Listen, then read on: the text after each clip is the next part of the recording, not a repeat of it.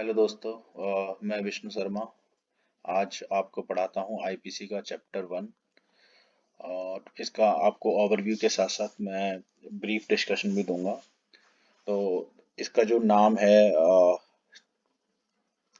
वो है IPC, Indian penal code. Hindi में इसको कहते हैं भारतीय दंड संहिता 1860। तो ये जो लागू हुआ था भारत के अंदर वो 6 अक्टूबर 1860 को हुआ था। ये अंग्रेजों के टाइम से आज तक चलता आ रहा है। बीच बीच में इसमें अमेंडमेंट हुए हैं, बट ये स्टिल है वही भारतीय दंड संहिता 1860, अंग्रेजों वाला कानून। ठीक है, तो इसमें क्या है, तो टोटल जो धाराएं हैं वो 511 है। और जो चैप्टर हैं वो हैं 23।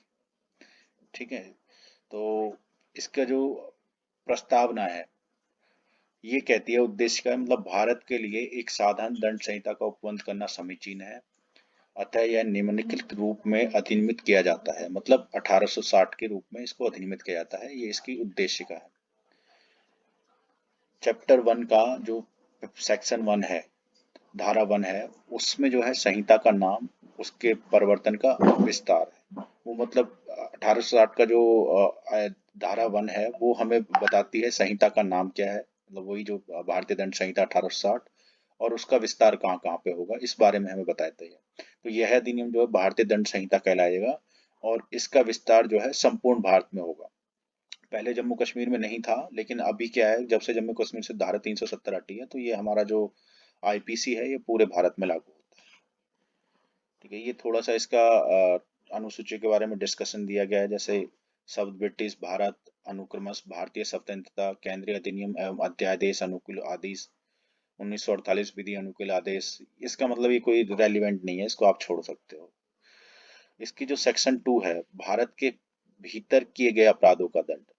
तो जो धारा 2 है वो रिलेटेड है कि जो कोई व्यक्ति, कोई अपराधी अगर भारत के अंदर ही कोई अपराध करता है तो उसके बारे में जो है जानकारी देता है।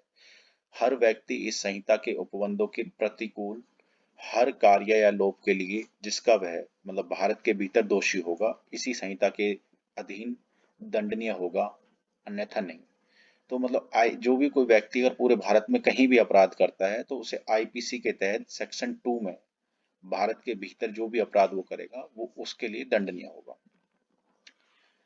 ठीक है, धारा जो 3 है वो है भारत से परे किए गए किंतु उसके भीतर विधि के अनुसार विचारणीय अपराधों का दंड। मतलब ऐसा अपराध जो भारत के बाहर बाउंड्री में किए गए हैं, मतलब किसी और जगह पे किए गए हैं, लेकिन जो उनकी जो सजा होगी, उनका जो केस चलेगा वो भारत के भीतर के ही न्यायालय में चलेगा।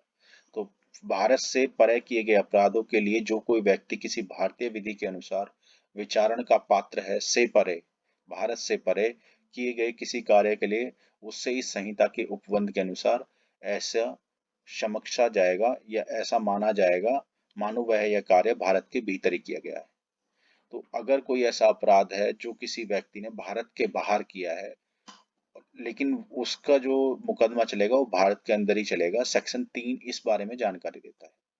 सेक्शन जो 4 है, राज्य क्षेत्रीय अपराधों पर संहिता का विस्तार है। मतलब ऐसे अपराध जो भारत से बाहर और परे किसी स्थान में भारत के किसी नागरिक द्वारा किए गए हैं। मतलब ऐसा अपराध जो कोई व्यक्ति है वो भारत से बाहर रहता है और उसने वो कोई अपराध वहां किया है, तो ऐसे अपराधों की जो सुनवाई होगी वो धारा 4 के तहत भारत के अंदर ही होगी।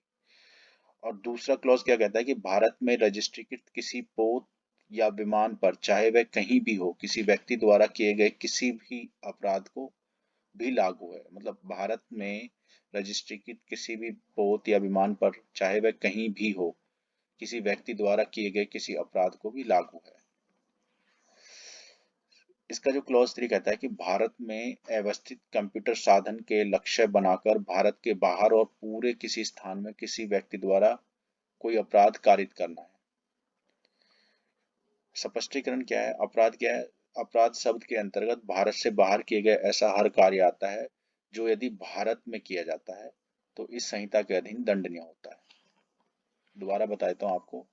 अपराध शब्द के अंतर्गत भारत से बाहर किया गया ऐसा हर कार्य आता है जो यदि भारत में किया जाता तो इस संहिता के अधीन दंडनीय होता।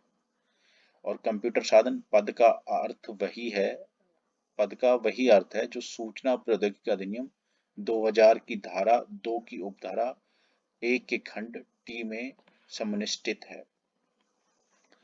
धारा 5 है, कुछ विधियों पर इसी अधिनियम द्वारा प्रभाव न डाला जाना। मतलब इस अधिनियम में कि कोई बात भारत सरकार की सेवा के ऑफिसरों, सैनिकों, नौसैनिकों, वायुसैनिकों द्वारा विद्रोह या अभिजन्य को दंडित करने वाले किसी अधिनियम के उपबंधों या किसी विशेष या स्थानीय विधि के उपबंधों पर प्रभाव नहीं डालेगी।